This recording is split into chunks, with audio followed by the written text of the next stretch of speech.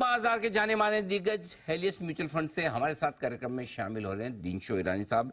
Dinshaw sir, बहुत बहुत स्वागत है आपका, धन्यवाद हमें समय देने के लिए। बताएं सर, बजट बस नजदीक है, क्या कुछ उम्मीदें रखी जाए इस बार बजट में, क्या कुछ हो सकता है आपके लिहाज से, क्या डायरेक्शन देगा बजट? जी एक्चुअली धन्यवाद पहले तो आपके शो पर आमंत्रित करने के लिए एंड आपको और आपके व्यूअर्स को वेरी गुड मॉर्निंग।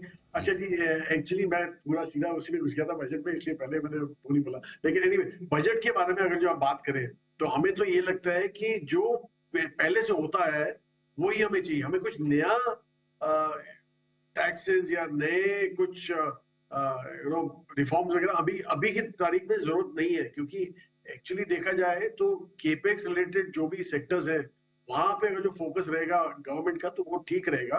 उन्होंने एक, आपको याद होगा जब कोविड आया था तब उन्होंने एक ग्रोथ पाथ दिया था, फ्लाइट ट्रेजेक्टरी दी थी अपने डेफिसिट कंट्रोल करने की। वो अगर जो वो संभाल के रखे, मतलब उसी को अगर जो पकड़ के रखे तो वो भी बहुत बहुत ठीक रहेगा हमारे लिए। इसलिए हमें लग रहा है कि स्टिकिंग आउट टू, जैसे बोलते हैं ना, जो पहले करते हैं वही करें तो वही ठीक है। कुछ नया एक्सपेरिमेंट करने की जरूरत नहीं है। और बहरहाल वैसे भी इलेक्शन सर पे है तो आई एम श्योर थोड़ा आपको रिफॉर्म रिलेटेड, थोड़ा रूरल स्पेंड रिलेटेड वो सब तो आपको दिखेगा ही, नए नए प्रोजेक्ट्स अनाउंस होंगे। लेकिन अगर जो वो कंस्ट्रक्टिव रहे तो बहुत ही बढ़िया रहेगा। Okay, perfect. तो एक अच्छी चीज आपने बोली कि भाई जो चल रहा है चलने दो, मतलब कुल मिला के मामला ठीक है, इकोनॉमी बढ़िया चल रही है, कंपनी की कमाई बढ़िया हो रही है, मार्केट फर्स्ट क्लास है, नो छेड़छाड़, राइट सर? बिल्कुल बिल्कुल।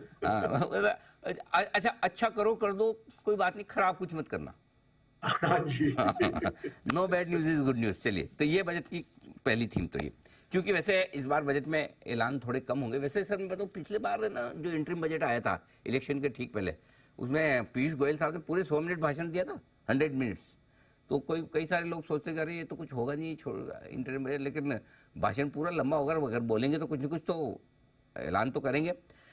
आप क्या देखना चाहते हैं अब, विश लिस्ट? जी देखिए, इंटरिम बजट में ज्यादा नॉर्मली कुछ ऑप्शन नहीं होता, बिकॉज इट्स मोर और less a vote on account. तो मुझे तो नहीं लगता कि कोई नई पॉलिसीज अनाउंस होंगी या कोई नए टैक्स प्रपोजल्स अनाउंस होंगे। हमें तो उल्टा लग रहा है कि it will be more of sine of कि आपने पुराने ये किया था। पर मुझे ये लग रहा है कि इलेक्शन के बाद शायद एक अच्छा सा बजट है, अच्छा खासा, जून के आसपास, जून जुलाई के आसपास। आई थिंक वो भी लास्ट टाइम ऐसे ही हुआ था, इफ यू रिमेंबर, कि जब इंटरिम आया था उसके बाद उन्होंने प्रॉपर बजट अनाउंसमेंट आया था, जून आई थिंक, पहली जून को आया था। तो वो उसमें आई थिंक काफी कुछ हो सकता है। और हमें तो सुनने में ये आया कि काफी नए टैक्स प्रपोजल्स आएंगे, जो ऑलरेडी रिफॉर्म चालू है टैक्सेस में, पर्सनल टैक्सेस में और कॉर्पोरेट टैक्सेस में, वो कंटिन्यू रहेंगे। बट बहरहाल ये इंटरिम में नहीं होगा। इंटरिम में just a sign off, as I said, कि बेसिकली आपको एक्सपेंसेस जो करने हैं उसके लिए आप एक साइन ऑफ लेंगे और जो आपके पास रेवेन्यूज हैं वही रेवेन्यूज चलते रहेंगे। परफेक्ट। तो ये आपके लिए बजट को लेकर उम्मीद है। अब बताएं सर, इन्वेस्टर्स के लिहाज से क्या बजट के लिहाज से कोई इन्वेस्टमेंट की स्ट्रेटजी में बदलाव करना है? इन्वेस्टेड हैं तो बने रहें, और नया पैसा लगाना है तो पहले लगाएं या बजट के बाद? जी देखिए, एक्चुअली हमारे हिसाब से तो आपको मार्केट में रहना ही पड़ेगा पूरे टाइम, क्योंकि बजट या no budget, actually normally budget ideally एक नॉन इवेंट होना चाहिए। क्योंकि आपकी जो ओवरऑल ग्रोथ छुड़ी है, तो बजट तो सिर्फ एक साल का आपको एक फ्रेमवर्क देता है कि आगे क्या होने वाला है।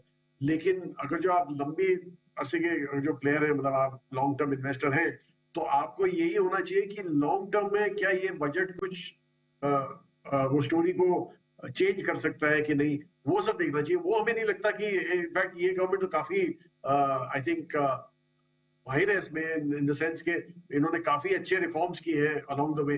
तो हमें लगता नहीं है कि दे विल ऑल्सो, जो स्टोरी जो है हमारी थोड़ी डीरेल हो सकती है, यहाँ पे नहीं हो सकती है, बिल्कुल नहीं हो सकती है। इसलिए आपको बजट को देख के इन्वेस्ट करने की जरूरत नहीं है। बहरहाल जैसे मैंने बोला कि इंडिया में एक्चुअली आप देखेंगे तो केपेक्स की काफी जरूरत है। तो वो सेक्टर्स आप देखें, इंफ्रा प्लेस होंगे, वो देखें, तो वो सब सेक्टर्स में तो आपको रहना ही पड़ेगा। प्लस जो हमारे पहले से फेवरेट रहे हैं, जो कि है आपके फाइनेंशियल सेक्टर या तो कंजम्पशन सेक्टर, उन सब में भी आपको बने रहना होगा। लेकिन मुझे नहीं लगता कि ये इंटरिम बजट की वजह से कुछ नया उड़ाव आ सकता है मार्केट में। वो आपको मेन बजट में ही दिखेगा, और वो all depends on the policies of the government. बिल्कुल परफेक्ट। अच्छा सर, अब ये बताएं कि फिर इस लिहाज से किस तरह के स्टॉक्स, किस तरह की कंपनियां, किस तरह के सेक्टर्स पोर्टफोलियो में रखनी चाहिए? जी देखिए, आज एक्चुअली आपने देखा होगा आईटी पे बहुत बड़ा मूव आया है, लेकिन हमें तो बिल्कुल ही समझ नहीं आया। मुझे मुझे लगा शायद आप वहीं से चालू करेंगे, हमारा तो व्यू काफी नेगेटिव ही रहा है उस सेक्टर में। तो हमें यही लगता है कि आई थिंक कुछ ज्यादा यूफोरिया हो गया वहां पे।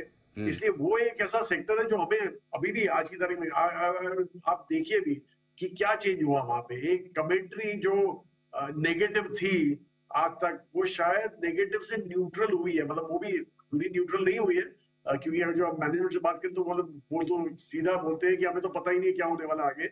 लेकिन आज की तारीख में जो बुरी खबर थी वो थोड़ी कम हो गई है, उनको यही ऐसे कमेंट्री में आता है। तो मार्केट ने तो काफी पॉजिटिवली लिया है, तो हमें लगता नहीं है कि ये सस्टेन होगा, क्योंकि वैल्यूएशन आप देखिए तो प्री कोविड लेवल से तो काफी अच्छे प्रीमियम में अभी चले गए हैं।